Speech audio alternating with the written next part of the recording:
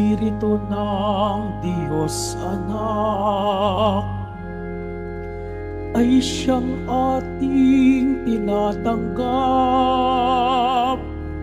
Ng Diyos Ama ay matawag. Alleluia, Alleluia, Alleluia, Alleluia.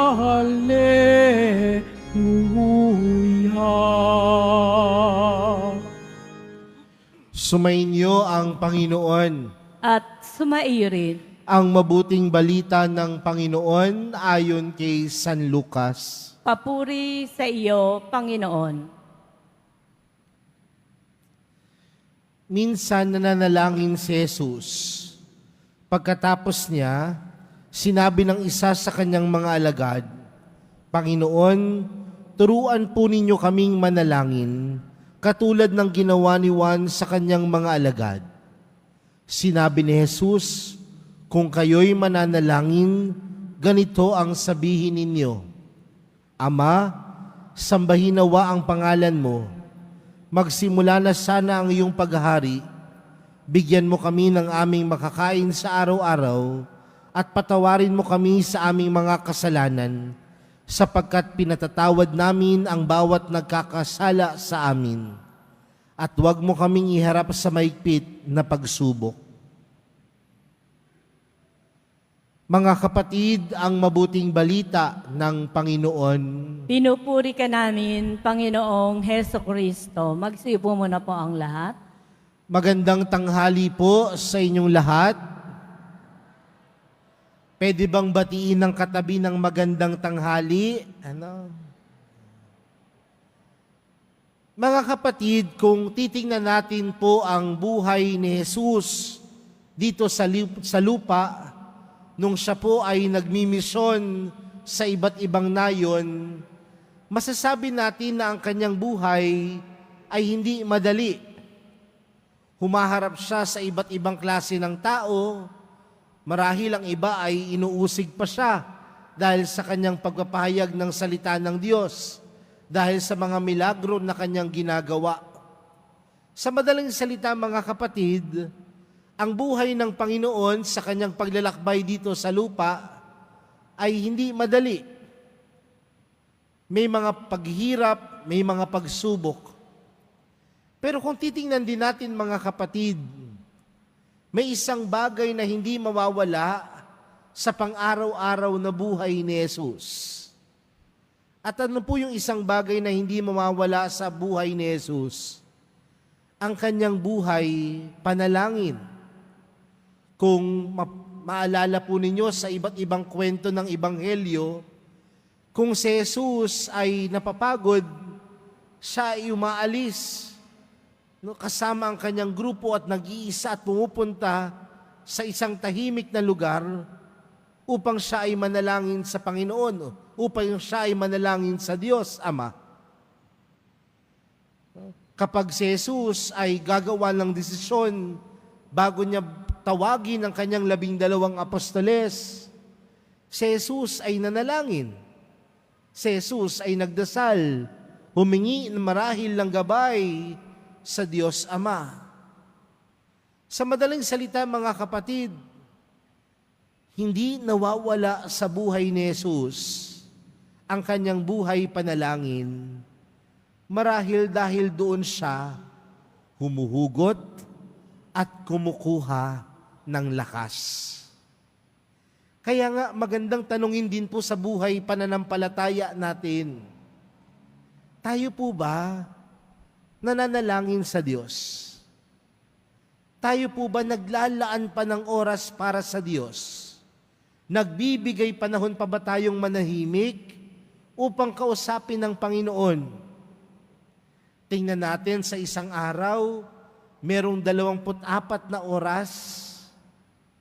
8 oras dito tayo'y matutulog. 8 oras dito tayo'y naghahanap buhay. Yung 8 oras pa na natitira, Saan kaya natin ginugugol? Ginugugol marahil sa pamilya, marahil dumadagdag ng ibang hanap buhay. Pero sa loob ng 24 na oras, ilang minuto, ilang oras o ilang segundo ang inilalaan natin para sa Diyos. Hindi naman sinabi ng Diyos, bigyan niyo ko ng 24 na oras. Marahil ang ipinapaalala lang sa atin sa araw na ito, kung ang Panginoon, kung ang Diyos ang nagsisilbing lakas sa ating buhay, bigyan natin siya ng oras at panahon. Kung ang pinaghuhugutan natin ng lakas, walang iba kundi si Jesus, bigyan natin siya ng oras at panahon. Kaya nga kung mapapansin po ninyo, sa simula ng ating ebanghelyo, sabi po dito, minsan nananalangin si Jesus. At pagkatapos niya, ano ang sabi ng mga alagad sa kanya? Panginoon, turuan po ninyo kaming manalangin. Dahil marahil ang itinuro ng Panginoon na panalangin, ay ang panalangin Ama namin na alam nating lahat. Pero marahil merong gustong ipaintindi ang Panginoon. Marahil nasabi ng mga alagad, Panginoon, turuan niyo po kaming manalangin kasi nakita nila sa buhay ng Panginoon ang kumukumpleto, ang bumubuo ng kanyang buhay, walang iba kundi ang Diyos. Sa madaling salita, mga kapatid, ang pananalangin pwedeng maituro sa kapwa, hindi lamang para turuan siyang manalangin, kabisaduhin ng panalangin, kundi nakikita ang buhay panalangin sa ating pagkilos at paggawa. Ang isang taong ang buhay panalangin sa kanyang sarili, ay hindi lamang yan makikita dahil nasa loob siya ng simbahan.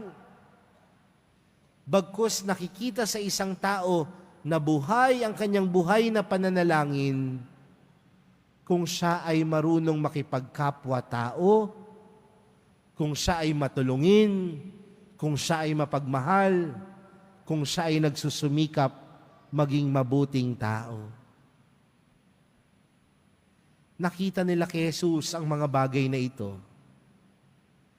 Kaya marahil nasabi nila, Panginoon, turuan po ninyo kaming manalangin.